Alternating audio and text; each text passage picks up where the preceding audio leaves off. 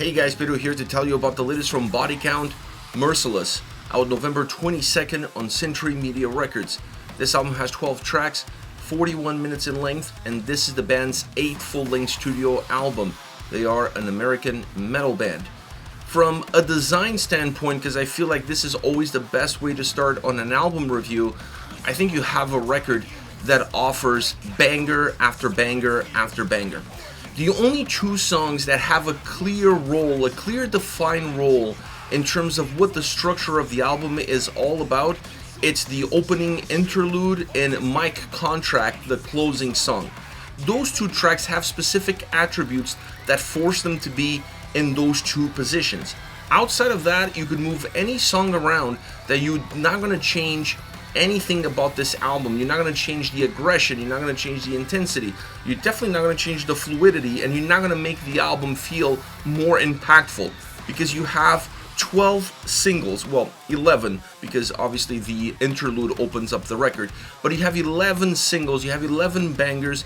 All of them have their own specific DNA. It's very hard to find a common thread.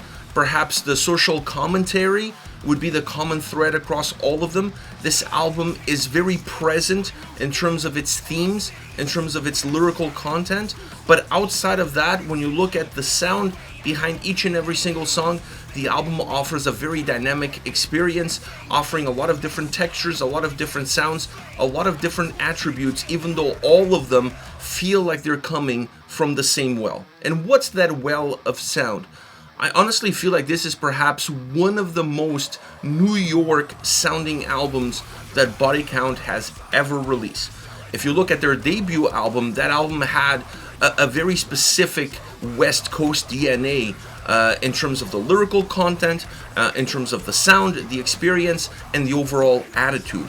I feel like when you look at the sound on this album and you look at the production of this album, it really pushes the needle more towards staples of the New York metal scene. A lot of crossover thrash elements, a lot of hardcore elements, a lot of modern metal style elements like infusions from deathcore, metalcore, that allows this album to feel modernized in terms of how the sound travels and the impact of the sound, and definitely obviously the production behind it. Will Putney is once again the producer of this record, and he obviously brings that New Jersey, New York flavor to the way that he brings an album together. And obviously with the sound, with the themes, with the impact of this record, when you bring all of these things together, you definitely have a more East Coast sounding album from Body Count with this latest record, Merciless. Now, as far as what drives the sound on this album, I think it's undeniable. It's the guitars. The guitars are the spinal cord of this record. They drive every single track. They are the starting point, if you will, with every single song. They have a common denominator of quality and excellence, but they're not necessarily duplicated from track to track. You don't get the same hooks, you don't get the same elements, you don't get the same sounds, you don't get the same textures, and you definitely don't get the same influences. Every song has its own uniqueness to it, but the quality of the guitars is that benchmark that really brings all of these tracks together. And it's a great guitar sounding album. From the solos to the leads, the melodies, this record has so much melody in it. Great grooviness that obviously the bass also helps infuse into what the overall album is all about. But it's a great guitar sounding record through and through. It just feels so fresh, it feels so modern, while still bringing so many old school elements into the mix. So it's a great sounding record guitar wise, and then obviously overall as well. The other element that I enjoyed a lot on this record was the drums. I thought the drum sound was very warm, it had depth, and it offered incredible texture to what the overall album is all about. It definitely helped define a path for where the guitars needed to go, and the impact that the guitars could have on every single track. I don't think you're going to find this album as impactful as it is if the drums were not as wide and as filling as they are as far as what they give the overall sound experience on the album.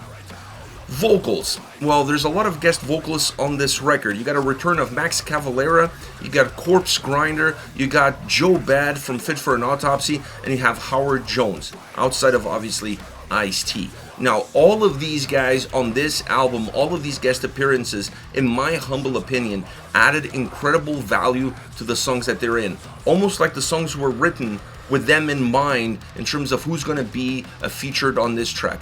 I don't think any of the songs that they're featured on would have worked without them. They are definitely not only the spice to those songs, but they are a little bit of the lifeline that those tracks have. They definitely have a little bit of their very own DNA influencing the sound, the writing of the song, and then obviously the execution. Outside of that, you have Ice-T in his full plenitude of what he can offer to a record vocally. And that becomes painfully obvious on how good he is and what impact he still has as a singer on the closing track of the record with the song Mike Contract. Brings a little bit of that original gangster flavor, that West Coast flavor into the picture, with that song perhaps being the most West Coast sounding, feeling song that the record has. But his performance throughout this album is one that adds aggression, adds intensity. He really elevated himself on this record to match the overall incredible sound composition that the album offers. It's a great sounding album that he's just kind of like the cherry on top. Almost like the record would have worked perfectly well without him, but he has that final touch that makes this an incredible record. Another classic body count album that you can add to the discography of the band. Now, as far as favorite songs are concerned, I picked two with guest vocalists, and I want to start off with The Purge, featuring Corpsegrinder. Now, the song, as the title suggests, is about The Purge, the movie. I think we've all seen those movies, at least one of them. I'm sure we've all seen those. So this track is all about the movie. It's almost the synopsis of what the storylines in those movies are all about. But I don't think this song could have been completed without Corpsegrinder. What he adds as far as aggression, as far as intensity, as far as hate, vengeance, all of the emotions that are represented in that movie, the microcosms of what The Purge is all about, which is the most evilness that we could have within ourselves, and having those 12 hours to be able to be freely evil, to be able to do whatever we want without any burden of consequences, is extremely well represented with his vocal performance throughout the entire track. It's a very guitar-driven song.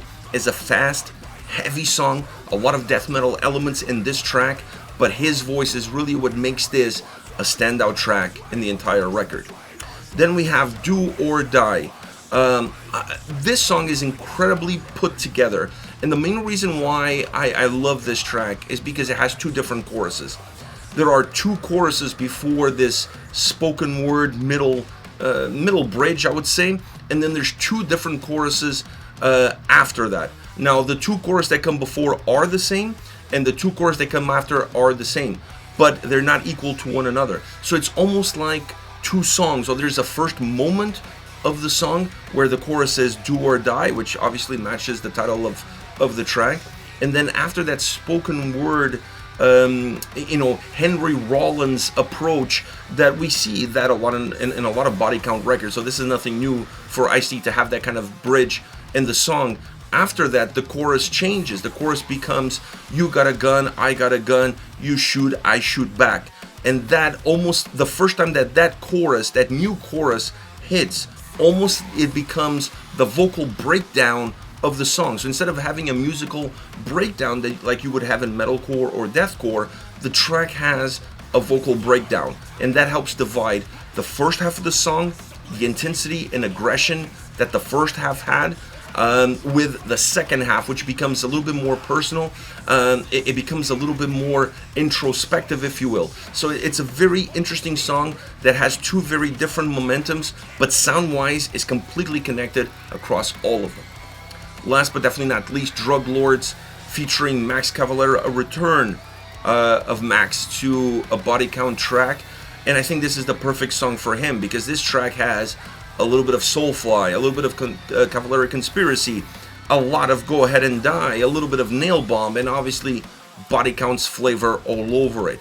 It's a track that's very groovy, that has a lot of Max's input vocally. The song actually starts off with Max speaking in Portuguese, which like the moment I heard that, even without looking, I was like, that's Max. Like I just recognize his voice immediately, and it opens up really well, almost giving it a little bit of a roots vibe, because when you speak in Portuguese and you have that kind of grooviness behind it, I always remember roots, so it kind of has a little bit of that vibe as the song opens.